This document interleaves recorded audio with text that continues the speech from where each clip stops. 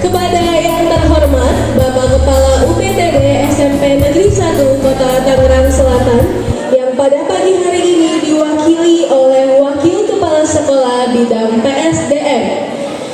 Saya juga mengucapkan terima kasih kepada Bapak Ibu Panitia yang telah memberikan kesempatan kepada saya untuk menjadi moderator dalam workshop P5 bertema kewirausahaan. Saya Rita Ariliani Zalku akan memandu kegiatan workshop selama 2 jam ke depan bersama kedua narasumber hebat yang diberikan tepuk tangan yang meriah.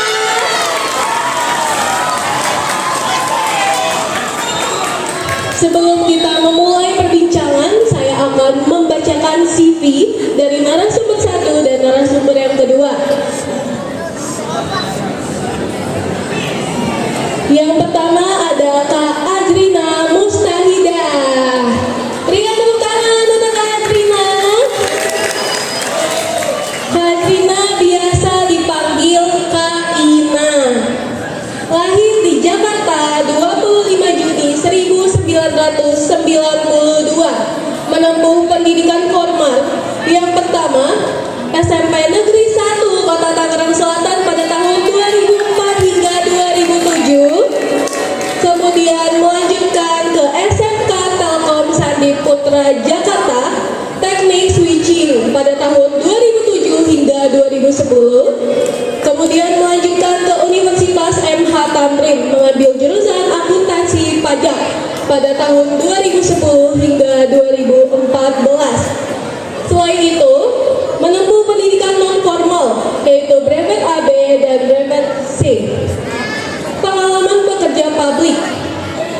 Yang pertama, akuntan pajak di Lensa Global Indo 2014. Yang kedua, akuntan pajak di PT Dinamika Praksis Komunikasi. Yang ketiga, akuntan pajak di PT Laksmirani Mitra Garmindo. Kak Ina ini merupakan owner Naninos Cake. Kita lanjutkan ke narasumber yang kedua, ada Kak Predistian Taufik Yahya. Berikan tepuk tangan untuk Kak Predistian. Yang biasa dipanggil dengan sebutan Kak Predi. Lahir di Jakarta 3 Oktober 1998. Menempuh pendidikan yang pertama lulus di SMP Negeri 1 Cisauk pada tahun 2013, kemudian lulus di SMA Negeri 28 Kabupaten Tangerang pada tahun 2016, yang ketiga lulus di Universitas 11 Maret pada tahun 2020. Pengalaman yang pertama, perancang busana di Freedom Streetwear Indonesia pada tahun 2016, kemudian perancang busana di OG Life USA pada tahun 2017. Yang ketiga, perancang busana di Dead Division Australia pada tahun 2018. Yang keempat, perancang busana di Wood Studio USA pada tahun 2019. Kemudian yang terakhir, perancang busana di Nusakai Jerman, Noru USA, Under Human USA, Dimensional USA, dan lain-lain pada tahun 2020 hingga sekarang ini. Luar biasa sekali ya, kita bisa lihat bagaimana suksesnya kedua wirausahawan yang di depan kita ini. Berikan tepuk tangan yang meriah.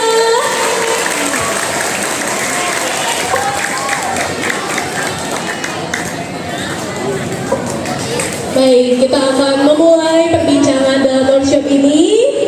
Halo Kak.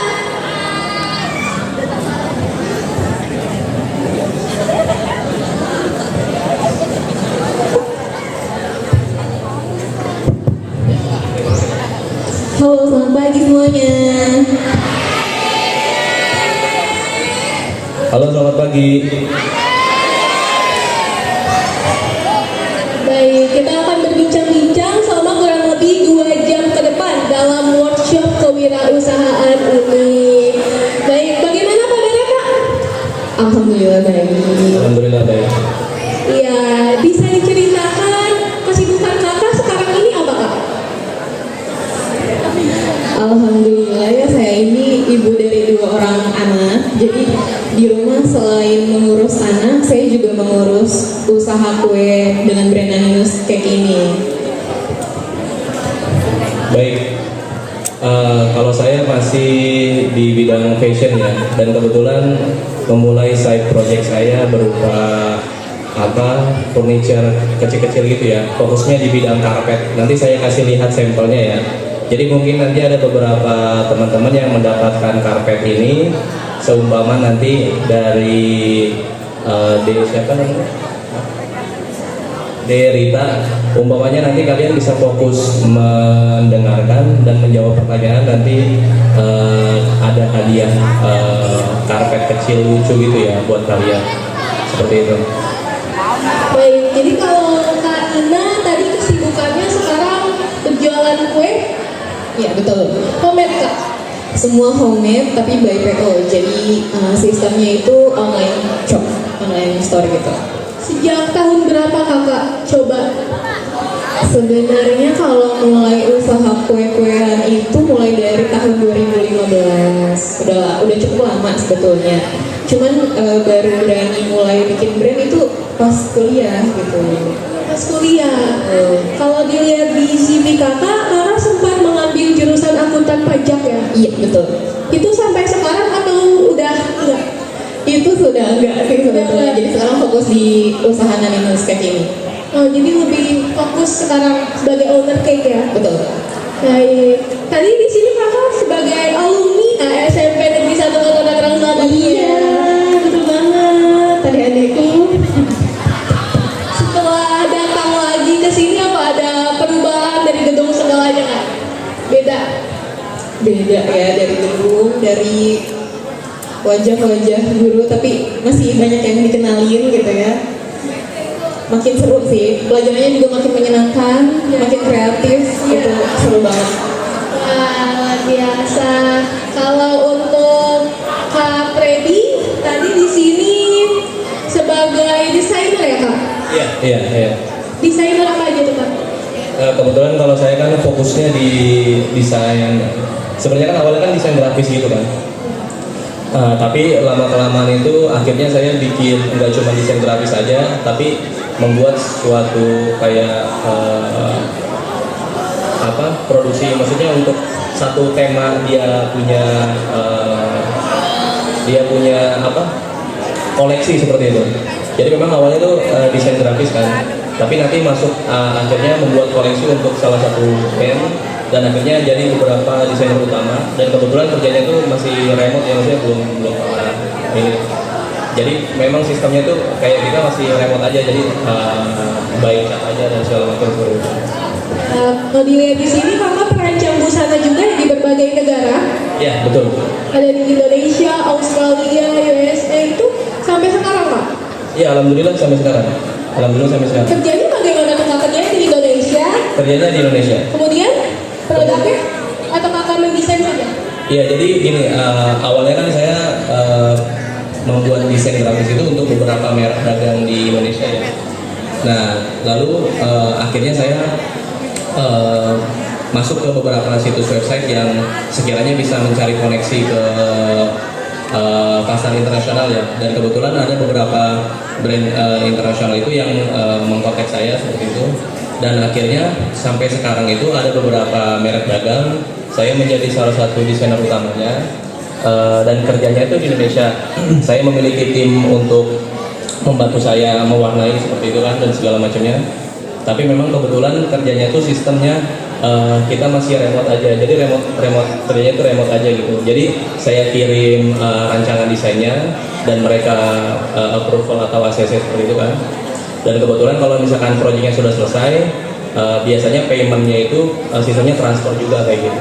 Jadi ketika saya ngirim rancangan, terus kita melalui banyak meeting segala macam itu dalam proses perancangan busananya, dan setelah itu ketika desainnya sudah di approve, biasanya mereka akan sebelumnya kan mereka transfer down payment dulu, maksudnya kayak DP seperti itu segala macam.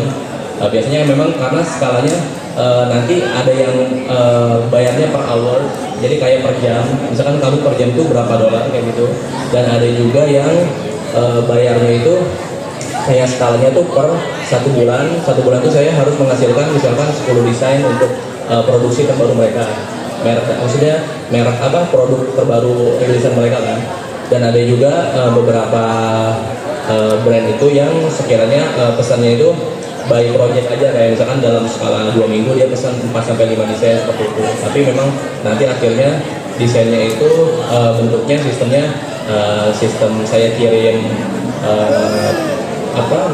desainnya untuk di approve, selalu melalui proses meeting dan segala macam. Nah akhirnya dia pembayaran itu melalui transfer. Kurang lebih kerja remote itu seperti itu. Ya baik. Baik, kita sudah dengarkan ya bagaimana perjalanan dari karir Kak Febri sebagai desainer bahkan sampai ke luar negeri. Luar biasa sekali untuk kedua narasumber ini. Iya, kalau misalnya Kak Febri maupun Kak Ina udah tertarik di bidang wirausaha sekarang ini sejak sekolah atau bagaimana? Kalau saya sendiri sebenarnya, iya betul, sudah tertarik di wirausaha ini sejak sekolah SMA. Nah dulu tuh jualannya dulu pertama kue-kue kering dulu ya pas lebaran. Siapa yang suka beli kue kering pas lebaran nih? Nah itu dulu jualannya pertama itu kue kering-kering dulu pas lebaran. Nah kemudian pas kuliah tuh kan ada pelajaran wirausaha juga ya sama kayak di sini. Nah di situ mulai terbuka pikirannya kayak oh ternyata seru juga ya kalau misalnya kita punya usaha sendiri, punya brand sendiri, apalagi kalau punya toko sendiri. Nah itu tuh bayangannya waktu itu. Jadi mulai berani untuk mencoba produk baru. Nah waktu itu pas kuliah mencobanya itu adalah cupcakes. Cupcakes bayangannya yang cupcakes fondan karakter lucu-lucu gitu ya. Tapi karena pada saat itu masih coba-coba dan belum punya ilmunya gitu ya, jadi jualan ada yang beli memang teman-teman dekat, tapi di situ pada komplain, nah kok bolunya kering banget sih, kok kurang enak sih kayak gitu. Pertama-tama tuh pasti ada yang kayak gitu. Nah dari situ apa akhirnya menyerah? Maksudnya kayak sempat sedih memang, kayak ya ternyata cupcake-nya nggak enak ya gitu, belum layak jual ya gitu. Tapi itu malah jadi motivasi kita untuk lebih semangat lagi untuk nyoba-nyoba resep lagi yang gimana sih caranya supaya teman-teman nih suka gitu, cupcake yang kayak gimana, yang lucu-lucu kayak gimana yang harus aku bikin supaya teman-teman aku tuh mau gitu. Akhirnya mulai mencoba-coba lagi resep lagi, coba lagi trial dan error itu pasti. Nah, akhirnya dari situ mulai banyak pelanggan-pelanggan, mulai dari pelanggan dekat dulu memang, teman-teman dulu yang beli. Nah, dari situ kan udah mulai testimoni, wah udah enak nih kayaknya. Dari situ mulai repeat order. Nah, baru deh kayak, oh oke nih kayaknya aku memang suka dan aku passion di sini, ya udah mulai dari situ seriusnya. Kalau Kak Freddy bagaimana? Ya kebetulan saya juga mungkin sama dengan Mbak Ajrina ya. Memang akhirnya tuh dimulainya tuh dari masa sekolah ya, dari bangku sekolah. Karena memang kalau dari saya itu kita yang sekarang itu menentukan kita di masa depan, seperti itu. Dan kalau saya dulu itu memulainya itu kebetulan masih SMP dulu, mulainya tuh SMP. Itu awalnya tuh ya memang akhirnya karena ingin menambah uang jajan ya, seperti itu. Terus saya iseng ya pada saat itu, misalnya karena untuk menambah uang jajan saya buat kayak semacam gambar gitu, desain. Dan sekiranya saya tanya ke teman rekan-rekan kelas saya, dan saya tanya ini sekiranya mau diproduksi untuk dibikin baju seru-seruan nggak gitu untuk kelas, seperti itu. Nah akhirnya alhamdulillahnya teman-teman saya mau dan banyak yang ikut produksi baju tersebut, hampir satu kelas ya. Dan itu berkelanjutan sampai ke SMA, masuk ke taraf saya ke lingkungan SMA, bukan hanya kelas tapi satu sekolah, dan kebetulan di sekolah lainnya. Awalnya itu produksi baju memang, jadi desain yang saya punya itu saya tawarkan ke beberapa teman saya. Jadi saya cari teman-teman yang sekiranya dia ini terkenal nih di sekolahnya, atau dia mungkin kalau sebutan saya itu pentolannya gitu. Nah saya kasih desain saya ke dia, lu mau nggak nambah uang jajan seperti itu. Nah saya kasih desainnya sudah rapi, sudah dilaminating, sudah saya kasih sampel baju atau segala macam. Ini puterin ke teman-teman sekolah kamu, dan sekiranya nanti kalau misalkan banyak yang ikut, kasih ke saya di listnya, terus nanti kita tentuin DP pembayarannya. Nah habis itu ketika DP produksi, saya kasih bajunya ya seperti itu. Nah akhirnya meningkat sampai ke akhir SMA itu saya buat merek dagang sendiri, namanya itu Nutis ya pada saat itu.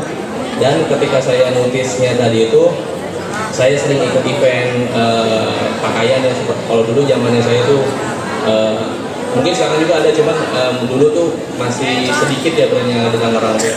Nah akhirnya ketika saya punya merek dagang pakaian saya sendiri itu, beberapa merek dagang di Tangerang itu memakai jasa saya. Jadi kebanyakan teman-teman merek dagang itu bisa, dia punya bisnis, saya otak bisnisnya sampai, cuman uangnya ada, modalnya ada, cuman mereka itu nggak masih sedikit desain yang bisa ngedesain pada saat itu. Nah akhirnya meningkat sampai ke taraf SMA, saya akhir SMA itu saya membuat desain untuk beberapa merek dagang di Indonesia, yang khususnya di Tangerang ya.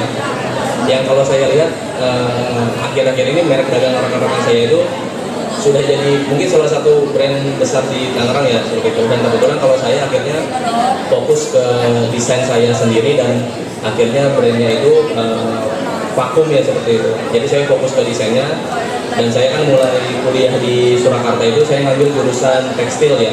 Jadi memang akhirnya relate dengan awalnya kan desain produksi baju, dan akhirnya saya masuk ke Ria Tekstil ya, yang berhubungan dengan akhirnya fashion juga seperti itu.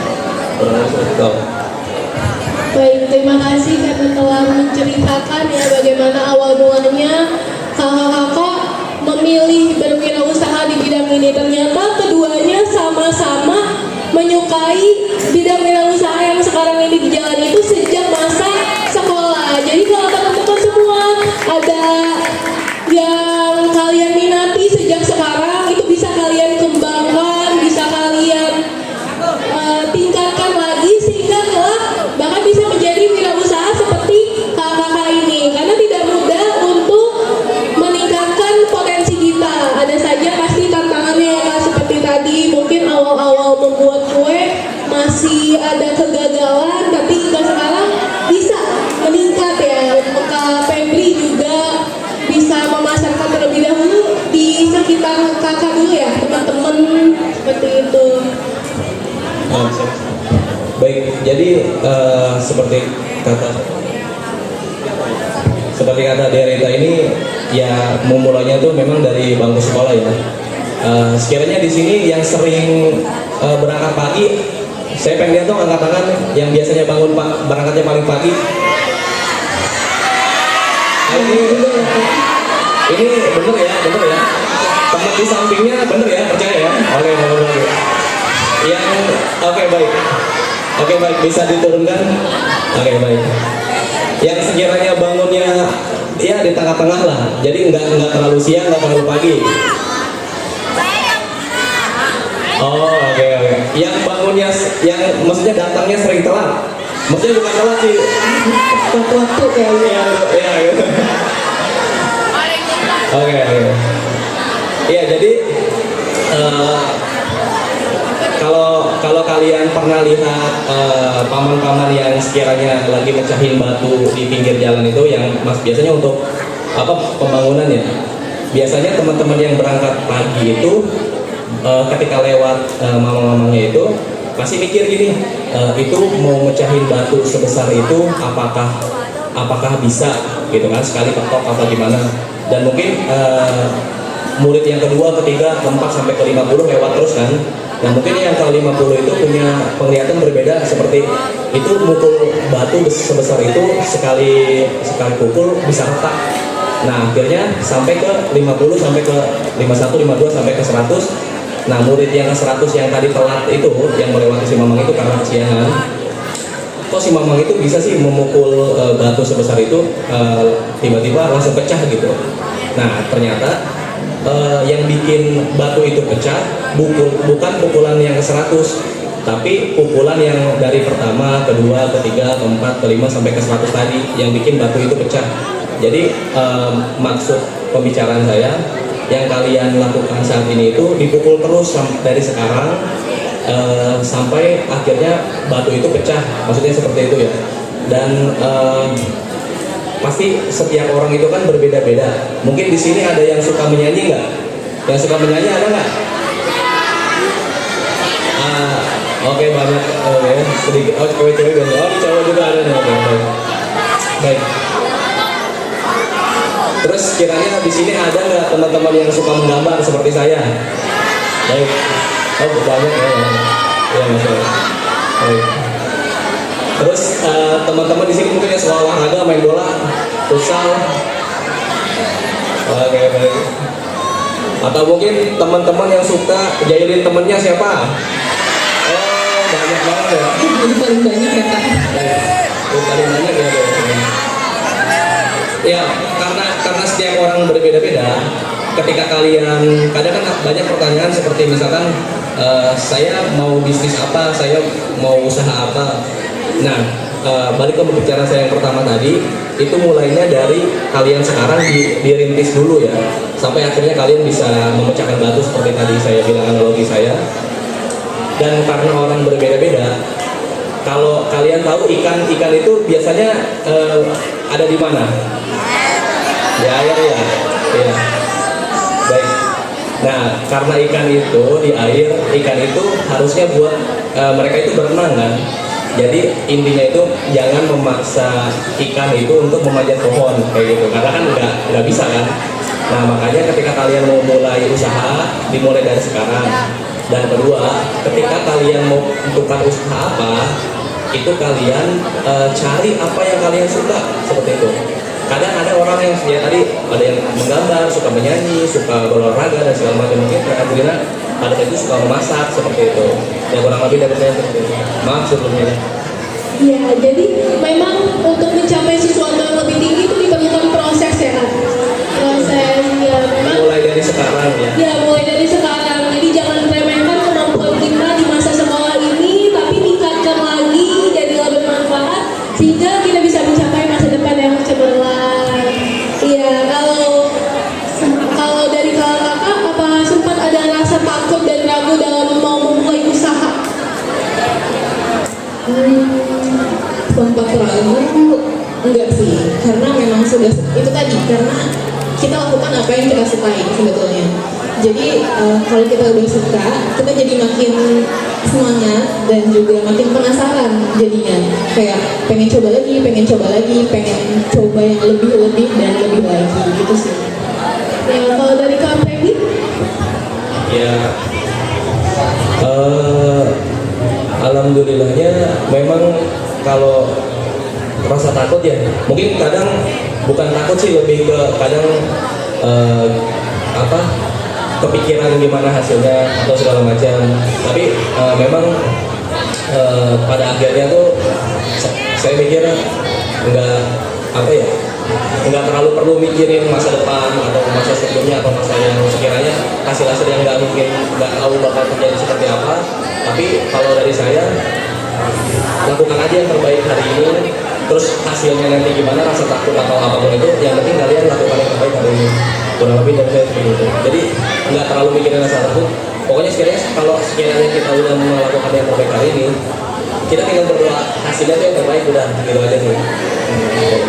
Jadi kalau misalnya ada rasa takut di perasaan kita masing-masing kalau mau memulai suatu usaha, itu kita harus lakukan saja untuk hari ini, berdoa dan berusaha ya Kak.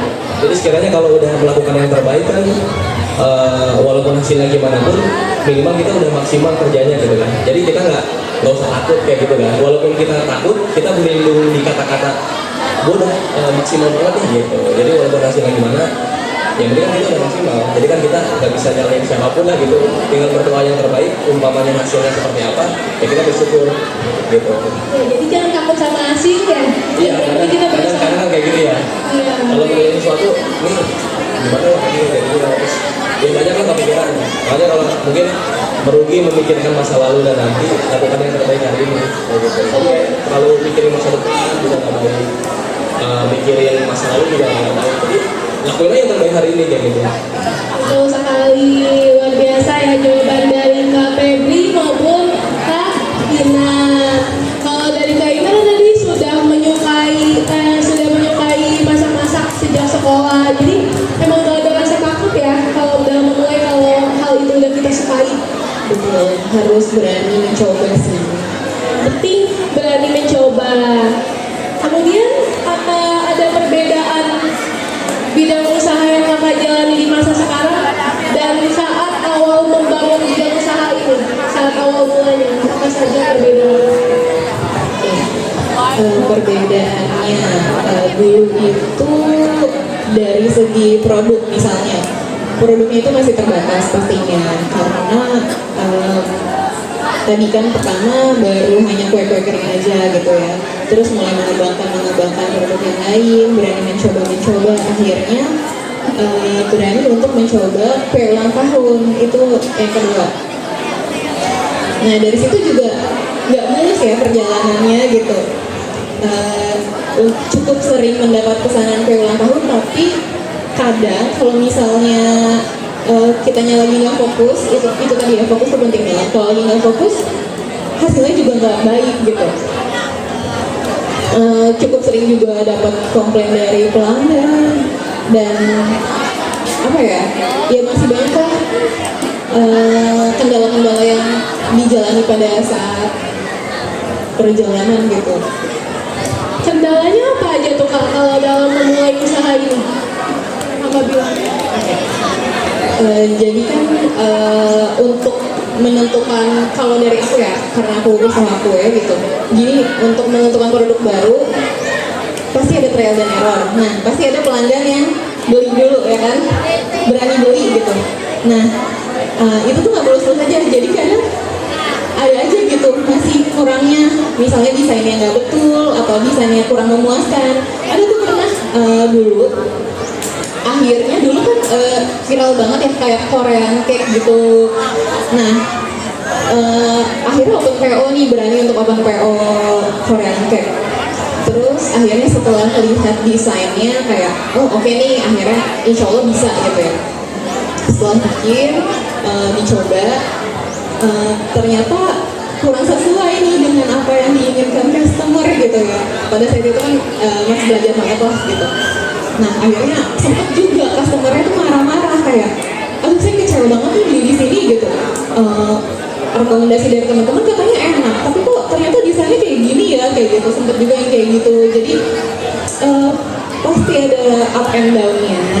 Tapi dari situ malah kayak sedih banget dapat komplainan kayak gitu. Memang sudah berusaha maksimal juga, tapi ternyata masih belum sesuai dengan keinginan customer gitu ya. Akhirnya ya udah deh, bismillah, ayo lanjutin lagi, berusaha lebih baik lagi, pasti bisa, kayak lebih fokus lagi, lebih banyak belajar lagi. Alhamdulillah dari situ lumayan banyak yang puas sampai saat ini gitu. Tapi kita terus belajar sampai sekarang. Ya, jadi tidak mudah ya memang menjalani suatu usaha sejak awal dirintis hingga sekarang ya Kak. Kalau dari Kak Freddy, apa saja tantangan-tantangannya? Ya, Baik, kalau dari saya mungkin ya peningkatan akhirnya ya, pertanyaannya tuh lebih ke peningkatan ya, yang dari awal mula sampai sekarang ya.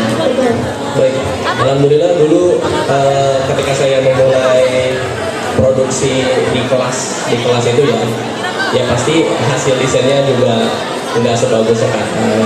Terus umum aja kaos seperti biasa, dan maksudnya ya alhamdulillahnya memang akhirnya ada beberapa teman-teman yang pesan desain, biasanya mereka untuk komunitas mereka main bola, komunitas mereka apa. Dan kebetulan pada saat SMP itu ayah saya itu memberikan saya notebook kecil, dan notebook kecil itu di samping saya, ya mungkin pada saat itu mungkin akhirnya saya buat Word aja ya, cuma saya lihat beberapa ini, dan saya mulai coba Dulu tuh zamannya masih freehand namanya, freehand, Macromedia freehand kalau zamannya dulu.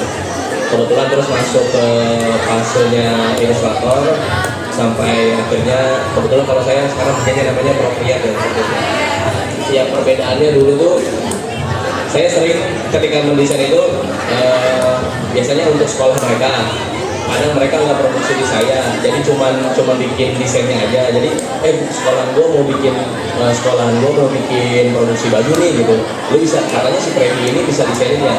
Jadi nanti ada teman-teman dari sekolah apa ke rumah saya, buat SMP ini gue mau bikin desain kaos gitu. Nah pas itu saya dibayar Rp5.000, Rp2.000, pokoknya umum aja anak sekolahan lah kayak gitu. Tapi akhirnya ketika mulai SMA itu saya nyiptain konsep kalau desain di saya, produksinya di saya dulu. Nah itu alhamdulillah udah mulai masuk fase saya antar sekolah. Jadinya kan pas SMP itu masih di area sekolah aja kan, itu kelas saya aja dulu. Terus habis itu masuk SMA mulai kelas-kelas, tapi satu sekolah saya. Kebetulan saya sekolah di SMA 28, terus masuk ke fase dari SMA lain dan SMK lain di daerah Tangerang. Teman-teman saya yang tadi saya cari pentolannya, kalau sebutan saya ya pentolannya atau mungkin murid yang favoritnya lah, yang terkenal lah seperti itu, saya tawarin ke dia untuk mau nggak nambah uang jajan kayak gitu ya. Sampai akhirnya ketika perubahan dari dulu saya merintis itu, akhirnya kan saya alhamdulillahnya sudah di hire dari beberapa klien tadi itu kan, dan skalanya mereka akhirnya proyeknya kan memang udah kayak bulanan aja sih. Jadi per bulan saya harus bikin beberapa desain yang tadi seperti saya bilang itu. Jadi mungkin ya alhamdulillahnya akhirnya ya kalau mau tanya tadi kesulitan dan segala macamnya dari awal sampai sekarang sebenarnya lebih ke bukan kesulitan sih, akhirnya ke proses yang akhirnya membentuk saya sekarang. Jadi umpamanya kadang proyeknya saya ke pending atau gimana atau nggak berhasil, mungkin itu saya anggap jadi pembelajaran saya aja sih, sampai akhirnya mungkin ketika saya sudah siap mungkin Allah memberikan fase saya di saat ini ketika saya sudah memang udah mampu capability-nya seperti itu. Karena kan dulu pasti pas SMP pengennya udah jadi saya udah pengen jadi ilustrator handal nih, pengen kayak orang-orang di TV, pengen jadi mangaka atau segala macam lah, banyak hal. Tapi pada akhirnya ya memang capability saya belum mampu kayak gitu. Halo teman-teman, udah mulai ini nih kayaknya. Baik, ya kurang. Jadi tantangan-tantangan yang kakak hadapi justru kakak anggap sebagai pembentuk untuk bisa menjadi lebih baik lagi ya pas setiap harinya. Jadi kesulitan-kesulitan itu selalu diatasi dengan keberanian dan pikiran yang positif ya kak. Iya, betul. Kalau sekarang banyak sekali produk-produk yang sudah semakin bervariasi di luaran sana, tren-tren baru bermunculan. Bagaimana upaya kakak supaya bisa tetap mampu bersaing di era di mana semuanya sudah serba kreatif?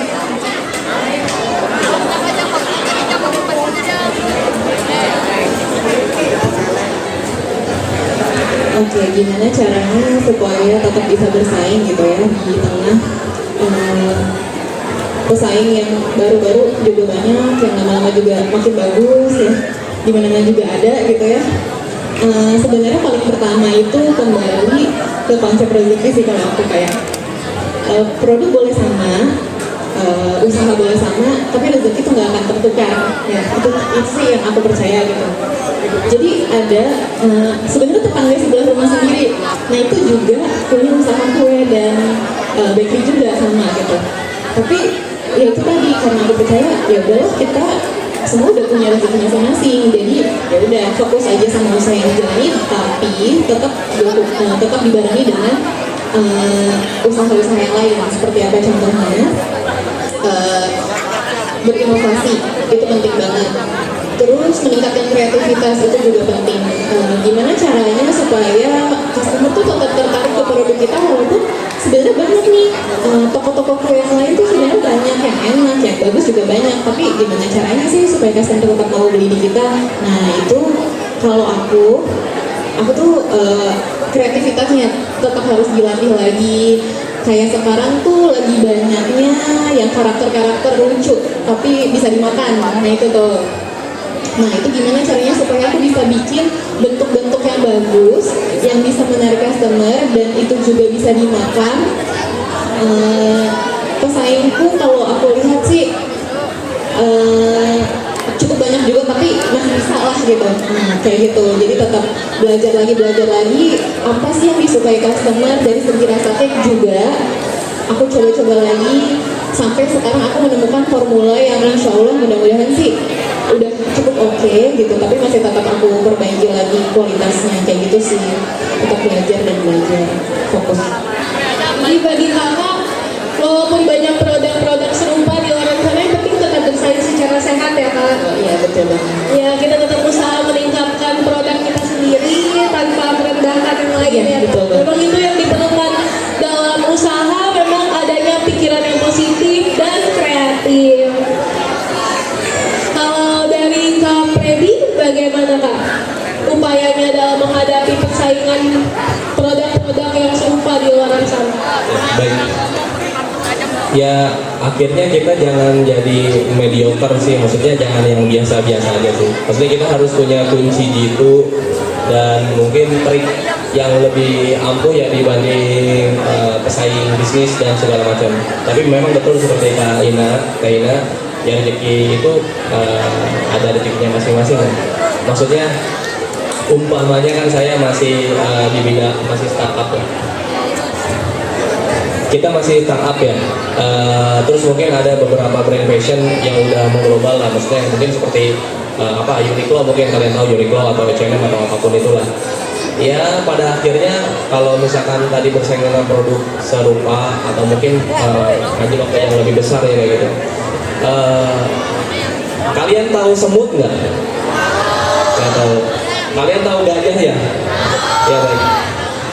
Mungkin nggak gajah itu makan makanan semut sekecil itu? Baik, nggak mungkin ya. Dan mungkin nggak semut makan makanan gajah yang sebesar itu? Baik. Ya jadi mungkin akhirnya seperti Kak Ina tadi itu, semut itu nggak mungkin makan rezekinya gajah dan gajah itu nggak bakal mungkin makan rezekinya semut. Jadi mungkin ketika akhirnya balik lagi ke konsep rezekinya masing-masing, dan saya selalu berpikiran ya merugi memikirkan masa lalu dan nanti, jangan terlalu dipikirin, jangan terlalu hasilnya gimana, ya lakukan yang terbaik hari ini, lalu kita berdoa hasil yang terbaik. Ya kurang lebih seperti itu. Ya, ini mirip ya prinsipnya. Betul. Karena tadi Kak Freddy juga di awal sudah bilang kalau kita akan ada kuis.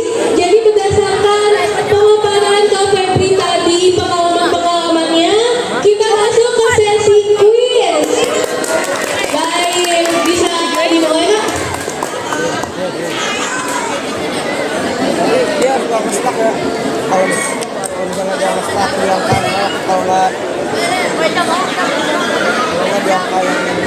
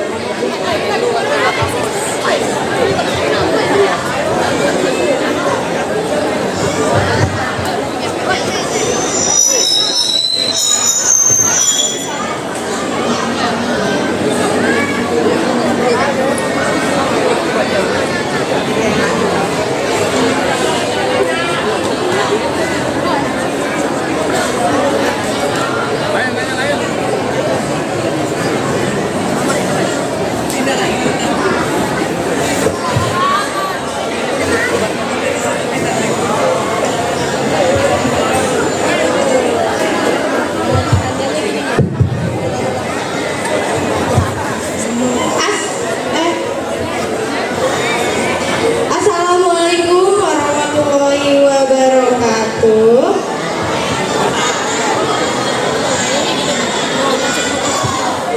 Hai Kak, saya Talita Nadia Putri dari kelas 83. Di sini saya mau tanya dong, kira-kira kan sebelum Kakak membangun usaha kue udah pasti ada perhitungan omsetnya. Nah, itu biasanya mengambil keuntungannya itu bagaimana ya? Terima kasih.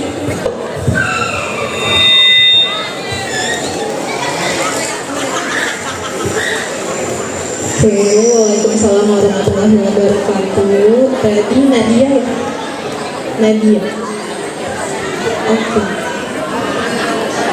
Tadi Talita. Oke, Talita terima kasih pertanyaannya. Nah, kalau perhitungannya, kalau aku itu pertama kita hitung dulu yang pasti modalnya. Modalnya itu berapa? Terus ditambah dengan kita hitung juga, jangan lupa untuk gasnya, untuk airnya, untuk sabun cuci piringnya, dan juga untuk tenaga kita sendirinya tuh juga tetap harus dihitung gitu. Jadi kalau perhitungannya itu kurang lebih dari total modal bahan-bahan yang kita gunakan tentunya itu ditambah sekitar 30%-an dari total modal kayak gitu kalau aku sih. Ada lagi pertanyaannya?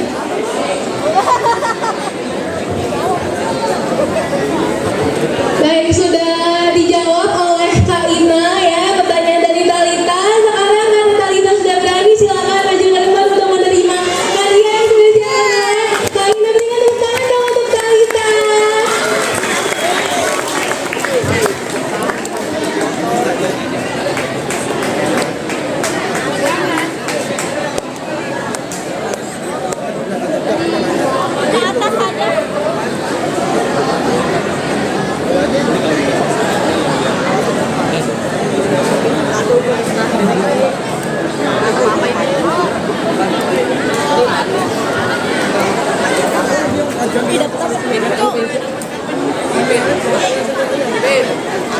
Ada lagi nggak nih yang mau dapat cookies dari Ina Minus Care? Kali mau coba-coba?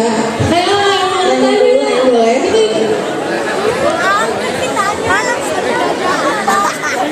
Kalau saya ikut bertanya boleh nggak?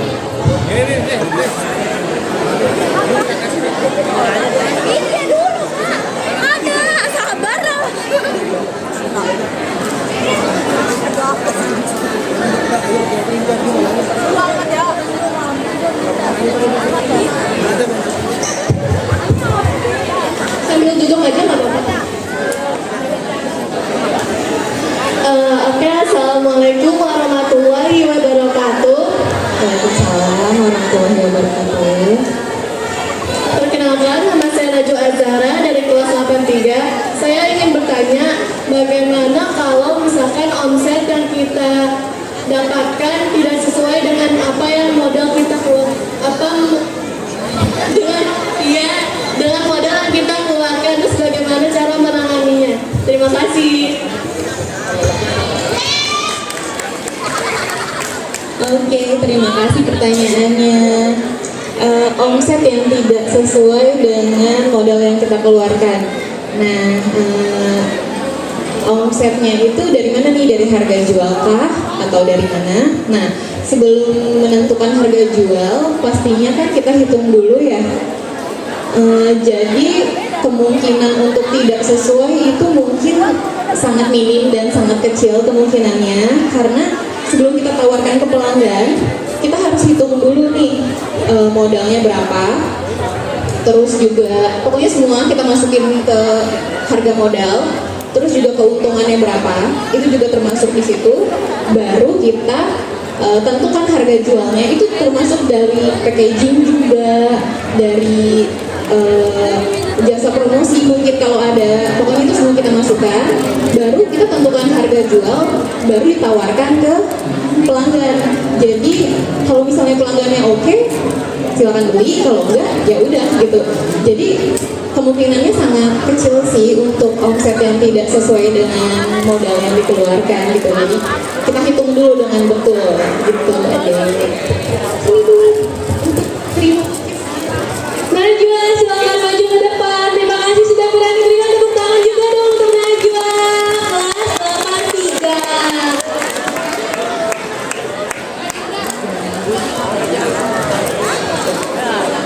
kelas 83.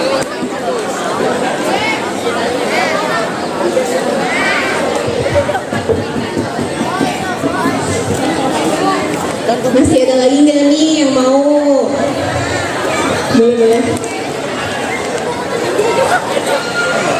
Baik, untuk lebih konsentrasi lagi, kita akan ke games terlebih dahulu. Kita akan ice breathing terlebih dahulu. Nanti kalau ada yang salah, kita akan tunjuk untuk menjawab kuis dari Kak Ina.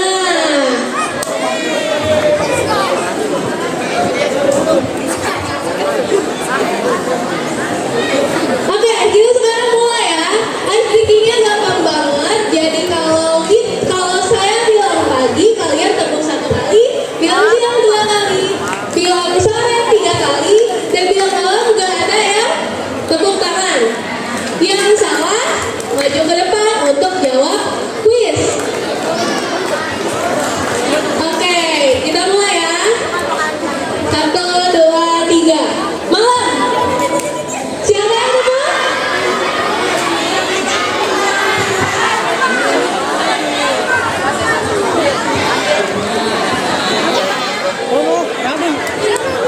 Coba maju ke depan.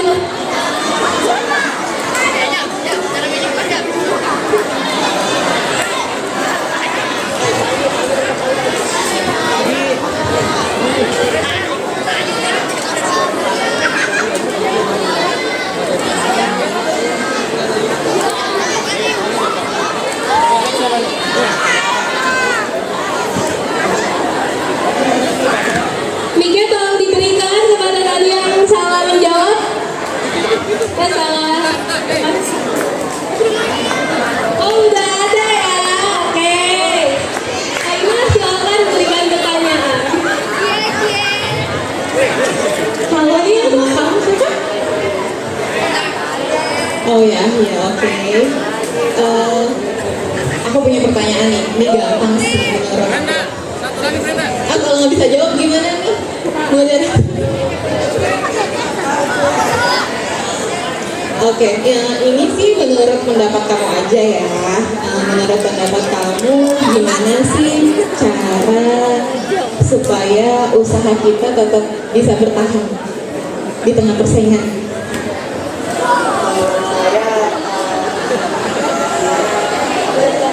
Gimana cara usaha kita supaya tetap bisa bertahan di tengah persaingan?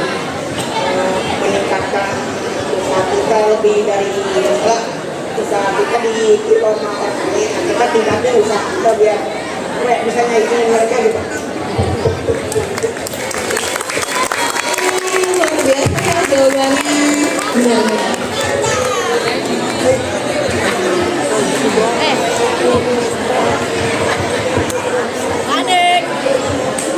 Baik, terima kasih karena sudah menjawab. Kita ke siapa namanya? Namanya siapa? Ibu Putri, silakan menjawab pertanyaan. Oh, oke, Putri. Putri ini sukanya apa nih? Oh, gak suka apa-apa. Makanya bagus. Apa ya pertanyaannya? Jadi dia suka ini. Oh ya, gini aja deh, yang gampang. Menurut Putri, gimana cara awal kita untuk membuka usaha?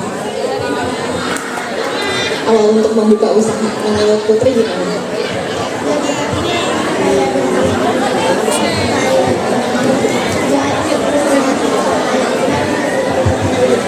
Oh, oke, bener. Yakin sama diri sendiri ya, itu penting banget, namanya percaya diri ya Putri ya. Oke, tangan dulu dong buat Putri.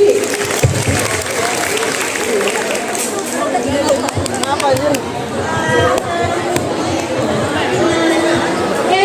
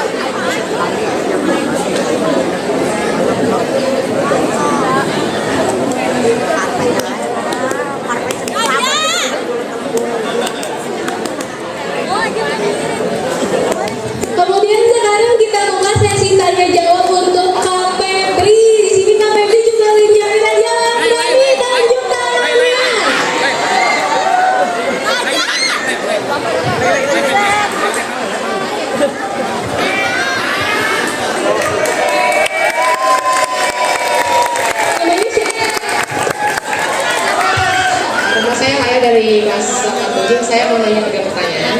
Pertama,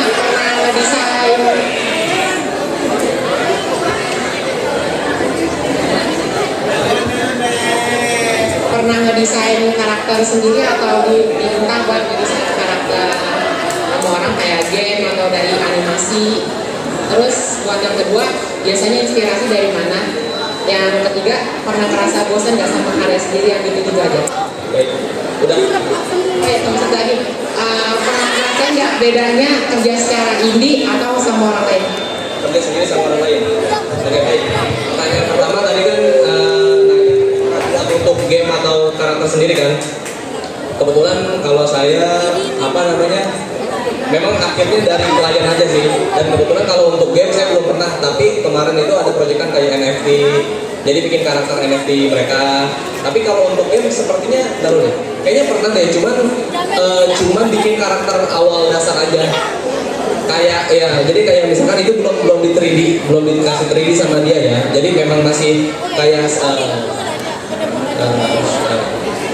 kamu tahu karakter Shin nggak? Kayak karakter Shin itu yang kayak tampak depan, tampak samping, tampak belakang, tahu nggak? Yang kayak karakter, let's say, ya kamu tahu Ai Hoshino nggak? Kamu nggak tahu ya? Siapa yang tahu Hoshino? Ya. Saya juga penggemarnya Ai. Jadi kan kalau misalkan ada karakter itu kan, jadi ada depan, belakang, samping segala macam kayak gitu kan. Baik, game pernah, terus berarti pernah tuh ya kalau kayak gitu ya. Terus sama tadi pertanyaan kedua apa? Ya, baik. Inspirasi bisa dari mana? Baik, inspirasinya akhirnya dari kebutuhan ya. Soalnya ketika mentok inspirasi, tapi kerjaan sudah harus dikirim, deadline, terus maksudnya kan itu udah masuknya ke hak dan kewajiban. Ya hak saya menerima uang dari klien, kewajiban saya memberikan desain untuk klien. Jadi mungkin pada akhirnya memang saya merasa senang ketika memiliki pekerjaan seperti yang saya suka. Jadi seperti hobi yang dibayar. Makanya nanti kalau kalian seumpama menentukan bisnis, itu cari yang kalian suka dulu. Umpamanya sukanya, saya suka main bola, saya suka menyanyi, saya suka apa. Nanti ketika kalian bekerja, seperti kalian nggak kerja, tapi seperti hobi yang dibayar gitu. Nah, inspirasinya akhirnya karena udah masuk ke kewajiban saya ngirim desain tersebut. Seperti itu. Yang ketiga apa tadi? 50 giga 4 jam. Bisa bosan nggak sama karya sendiri karena gitu-gitu doang? Baik, kalau ngerasa bosan sih mungkin kadang gini. Jadi makanya pergolakan kalau anak seni ya, dia itu nggak bisa stuck di satu ini kan. Jadi akhirnya ada momen saya misalkan asal saya seperti itu, nanti saya bikin variatif seni, misalkan arahan desainnya seperti apa. Cuma memang akhirnya karena saya udah berkewajiban dengan beberapa klien tadi, akhirnya saya mengikuti arahan instruksi dari briefing klien kayak gitu. Tapi jadi gini, karya pribadi saya akhirnya jadi agak terpendam karena saya alhamdulillahnya sibuk mengerjakan pesanan-pesanan gitu. Dan keempat apa tadi? Yang keempat, bedanya kerja secara ini sama bersama itu apa sih? Kerja sendiri sama baik. Kalau kerja sendiri itu lebih lama, terus mungkin jadi kerjanya lebih fokus, cuman lebih lama maksudnya.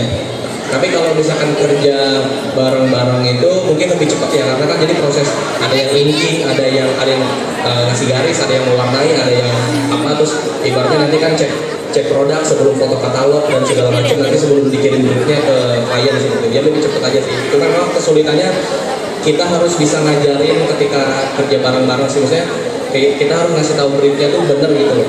Karena kalau misalkan nanti kerja bareng-bareng, minusnya itu ketika nggak sesuai, kita harus kerjain 2 kali, jadi kayak double kerjanya gitu. Kalau misalkan tadi di bawah kitanya nggak bener gitu. Ya udah, makasih ya. Ada menjawab apa? Oke. Buat nanti. Ini juga dikasih ya? Langsung ya? Ya, tepuk tangan yang berani mengajukan pertanyaan dan juga untuk Pak Febri yang sudah menjawab dengan benar. Ini saya disclaimer dulu ya. Kebetulan karena yang saya kan fokusnya di desain, cuman saya bikin side project, bikin karpet dan furnitur kayak meja-meja kecil, hias segala macam. Kebetulan itu kan commission work ya, jadi kayak made by order. Jadi kalau ada yang pesan baru saya buat kan kayak gitu. Nah ini disclaimer aja, sampel. Jadi karena kalau setiap klien pesan itu langsung dikasih ke klien, kebetulan saya adanya sampel. Cuma memang maaf sebelumnya kalau umpamanya ini kan ada di gudang gitu ya, umpamanya nanti kayak terlihat apa gimana. Cuman ini udah dicari yang terbaik karena kebetulan belum ada produksi yang baru karena pesanan, karena dibikin baru ada pesanan ya. Jadi maksudnya sampelnya ini udah yang saya pilih yang terbaik. Jadi disclaimer aja ya kayak gitu ya. Baik.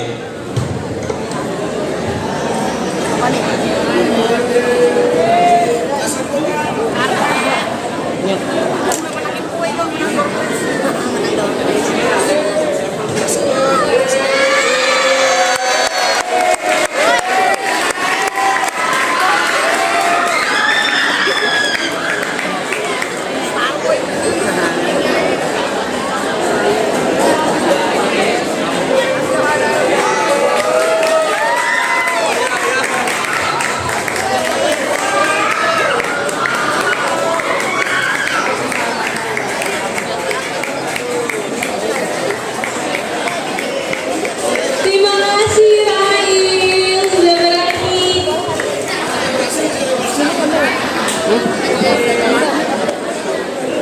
Tadi gue teriak kelihatan kayak Dikit. demi pakai doang kan. Selanjutnya yang berani pertanyaan kedua yang perempuan.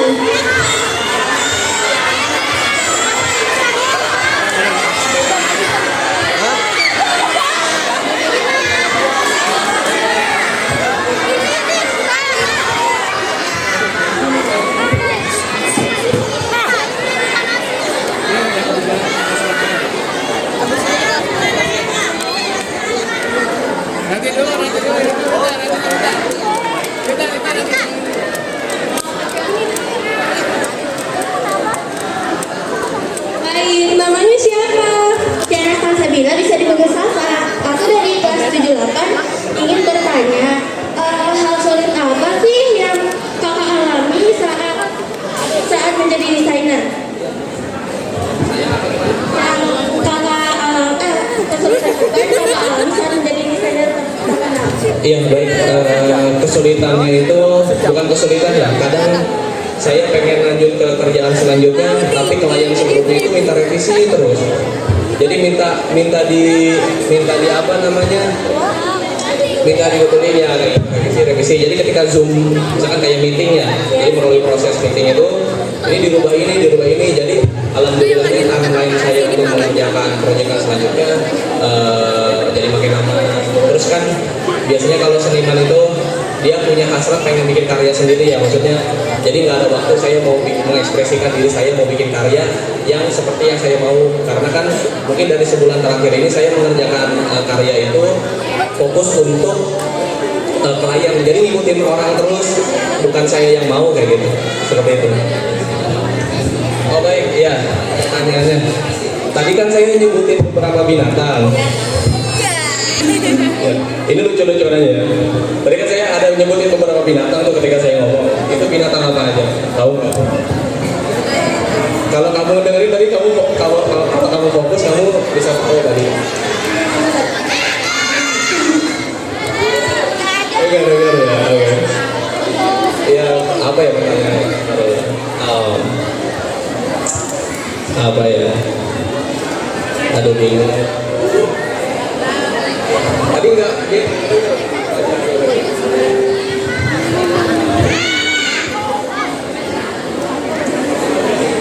apa ya? Ya ini aja pertanyaannya, 1 tambah 1 berapa? Serius berapa? Ya udah, oke.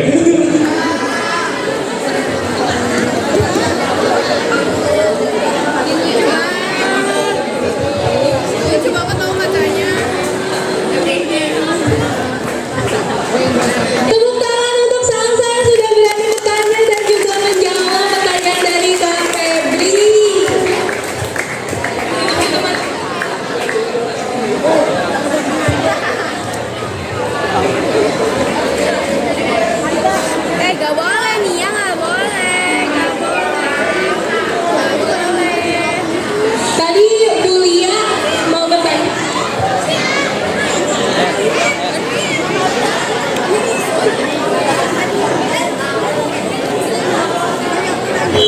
Yes. Terima kasih atas kesempatannya. Saya guru SMP Negeri 1 Kota Tangerang Selatan. Saya guru bahasa Inggris. Senang bertemu dengan Kak Ina. Dulu Azrina Mustahidah ya. I told you before. And Kak Freddy. Saya nggak usah dikasih hadiah Kak buat teman-teman, buat adik-adik yang lain saja. Bu, maaf, nama saya Freddy pakai B. Oh, Freddy. PREBI. PREBI. Freddy. Freddy. Freddy ya. Freddy. Ya. Freddy. Pakai P-nya orang Sunda semua. Ya, Kak Freddy. Kakak kan sudah mulai menjadi pengusaha ketika Kak Freddy dari SMA ya. Kak Ina mungkin dari zaman sekolah dan kuliah. Apakah orang tua sebagai inspiratornya? Karena kita menjadi pengusaha atau menjadi karyawan atau menjadi apapun, biasanya ada orang yang menginspirasi kita. Nah, boleh tahu apakah orang tua menjadi inspiratornya? Kemudian, apa tanggapan orang tua ketika kakak-kakak di depan menjadi pengusaha untuk pertama kali? Biasanya kalau orang tua, udah gawe itu biasanya, nggak usah jadi pengusaha, biasanya begitu. Kemudian apa tanggapan orang tua sekarang setelah kakak-kakak sudah sukses, amin ya, sudah sukses menjadi pengusaha? Ya itu saja, terima kasih Kak, mohon jawabannya. Wassalamualaikum warahmatullahi wabarakatuh.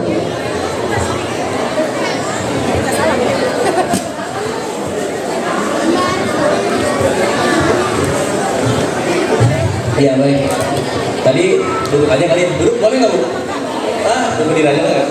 Ya jadi sekiranya inspirasinya dari orang tua, terus kan kadang orang tua kamu jadi ini aja seperti arahan orang tua itu seperti itu ya kurang lebih baik.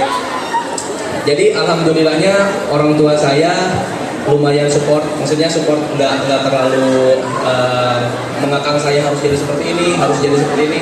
Cuma memang kalau tadi saya sudah menyiapkan materi itu, salah satu poin saya itu menggapai ridho Tuhanmu dan melalui orang tua gitu. Jadi seumpamanya memang kehidupan saya itu sampai sekarang itu bukan karena doa-doa saya, tapi karena doa-doa dari orang tua. Makanya teman-teman di sini itu ya gapailah ridho Tuhanmu itu dari orang tua. Jadi umpamanya orang tua itu bukannya kita marah-marah, tapi kita rayu.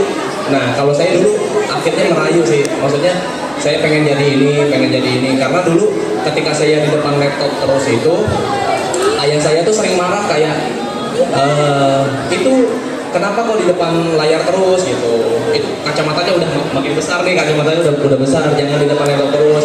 Tapi memang akhirnya orang tua itu nggak boleh kita lawan, jadi saya rayu aja, jadi saya buktikan.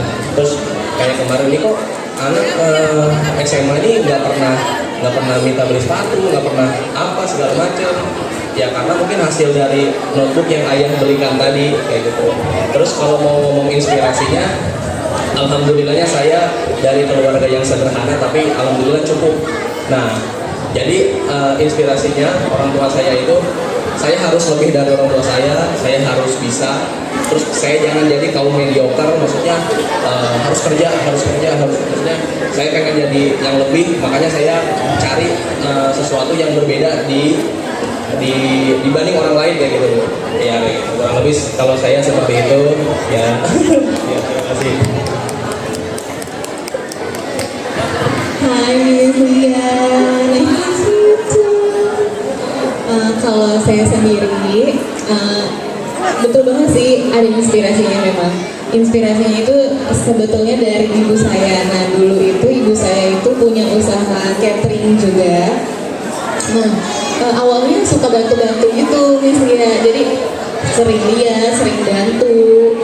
Kok lama-lama jadi seru ya, jadi tertarik ya, akhirnya berani untuk mencoba sendiri gitu. Nah untuk sekarang awalnya orang tua memang alhamdulillahnya sih support, alhamdulillah banget. Memang awalnya kayak ya udah sih, iya bener kayak tadi misalnya ya udah sih cari kerja aja yang bener gitu di kantor atau gimana gitu kan, yang mungkin lebih pasti gitu ya hasilnya gitu ya. Semua orang tua mungkin berpikirannya kayak gitu ya Miss ya.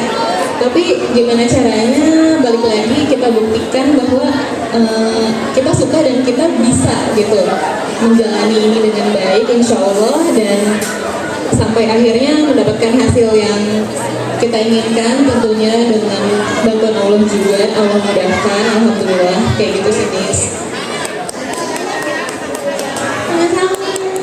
Terima kasih untuk Miss Lia yang sudah bertanya, dan juga untuk Kak Ina, Kak Premi yang sudah menjawab. Dan terakhir ada hadiah terakhir dari Kak Premi. Yang mau bertanya tunjuk tangannya. Garis di depan, yang mau bertanya garis di depan.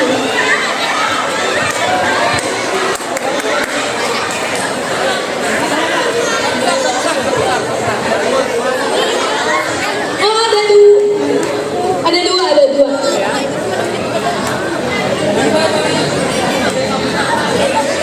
Oke, jadi yang di depan aku ini, aku mau tanya satu pertanyaan simple yang bisa tunjuk tangan cepat dan jawab yang tepat, naik ke atas panggung menerima hadiah. Jadi ada dua pertanyaan ya. Pertanyaan pertama, ikan bernapas dengan apa? Ini. Pingsan. Ya betul, tepuk tangan. Jangan ikut akar kamu. Alis banget deh. Pertanyaan kedua, terakhir ya, simple. Sapi makan apa? Iya betul, naik ke panggung. Angkat gas. Run. Di depan. Di sini. Namanya siapa? Andre. Halo, perkenalkan nama saya Jaskia Aliansyah Ramadan dari kelas 76. Halo, perkenalkan nama saya Bagus Satrio Pamungkas dari kelas 76. Baik, dari sini mau bertanya apa kepada Kak Prebi? Halo Kak. Halo saya dulu. Halo Kak. Halo. Saya mau nanya nih, sebagai desainer ya, Ya, apa sih yang harus diperhatikan saat membuat desain? ya, yang saat diperhatikan saat membuat desain. Ya. Baik, yang diperhatikan saat membuat desain itu mungkin kalau awalnya ya, mungkin brief dari klien dulu ya. Jadi biar kamu nggak kerja dua kali, jadi mengikuti arahan dari klien gitu kan. Umpamanya yang seperti tadi saya bilang, kalau kamu revisi terus, jadi timeline kerjaan kamu itu makin mundur kayak gitu, makin lama. Kurang lebih kayak gitu. Kasih ya Kak. Baik, saya nanya juga. Dulu deh. Nah, saya mau Baik. tanya, cara mengaplikasikan desain yang kita pikirkan untuk menjadi objek nyata. Iya. Baik, jadi akhirnya kamu harus punya pengalaman di situ, karena kebetulan dulu saya kuliah di tekstil itu kan. Jadi akhirnya alhamdulillah wawasan saya tentang pakaian, tentang bahan-bahan, tentang dulu kan saya batik, terus saya nenun dan segala macam. Pokoknya berhubungan dengan tekstil di Indonesia ini saya sudah alamin. Jadi akhirnya ketika pengaplikasian saya kebetulan karena saya desainnya fokus di pakaian, di tekstil. Jadi kamu harus memperbanyak pengalaman di situ dulu. Tapi umpamanya sekarang itu kan ada banyak aplikasi-aplikasi 3D, kayak misalkan kamu bisa nempel desain kamu itu ke suatu produk, itu udah ada kan, langsung jadi simpel aja, jadi nggak harus ngebayangin. Jadi kamu bisa pakai aplikasi-aplikasi itu di website atau di apapun itu, seperti itu kurang lebih. Ya, baik. Nah ini pertanyaan dari saya ya, lucu-lucuan aja nih, lucu-lucuan.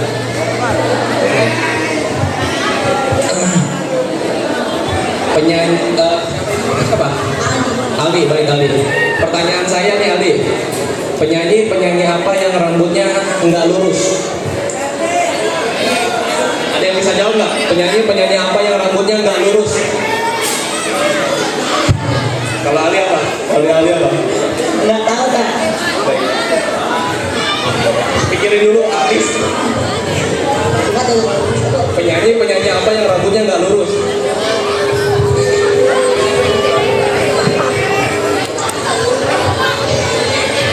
Udah. Jawabannya Ayu Kriting. Terus kamu apa namanya? Bagus. Bagus. Artis luar negeri apa yang sering sepedahan? Artis luar negeri apa yang sering sepedahan?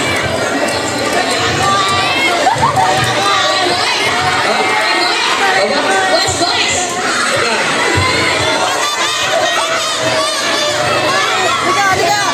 Nah, ini kalau yang maju dia, nanti aku apa kamu apa? Iya udah. Ya udah, tapi ini hadiahnya buat dia ya. Ya udah.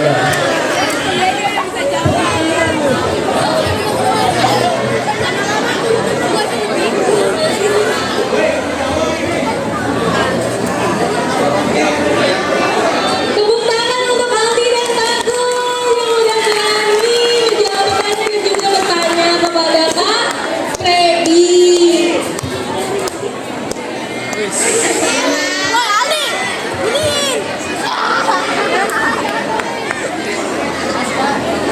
Merek dagang saya dulu namanya Nutis M. Luar biasa ya. Sampel. Hasil desain dari Kak Freddy. Baik.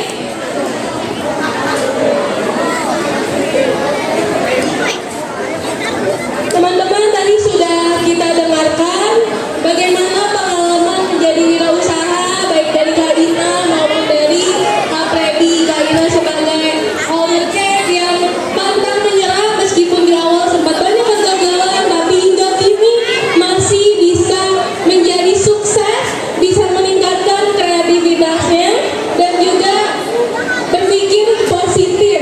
Kalau dari Kak Freddy juga selalu meningkatkan kemampuannya sejak sekolah. Jadi yang bisa kita ambil kesimpulannya adalah jadilah wirausahawan yang kreatif, berpikir positif, dan jangan lupa untuk selalu berusaha dan berdoa. Demikian kegiatan workshop kita pada pagi hari ini. Saya selaku moderator mengucapkan terima kasih kepada Kak Ina dan juga Kak Freddy yang sudah berkenan menghadiri workshop kelima pada hari ini, dan juga kepada semua peserta yang sudah mengikuti workshop ini dengan antusias. Saya mengucapkan terima kasih. Mohon maaf bila ada kata-kata dari saya yang kurang berkenan selaku moderator. Semoga kegiatan kita pada pagi hari ini bisa membawa manfaat untuk kita ke depannya menjadi generasi penerus bangsa yang sukses di bidangnya masing-masing. Untuk selanjutnya saya serahkan kepada Ismi dan Kenza selaku MC. Oke, terima kasih Kak Rita dan kepada kedua narasumber Kak Ina dan Kak Febri yang telah berbagi pengalamannya. Lah, ini kok udah gak ada orang ya? Oke, kita lanjut ke acara berikutnya yaitu penyerahan plakat dari sekolah kepada kedua narasumber yang akan diserahkan oleh Ketua Panitia P5. Kepadanya dipersilahkan.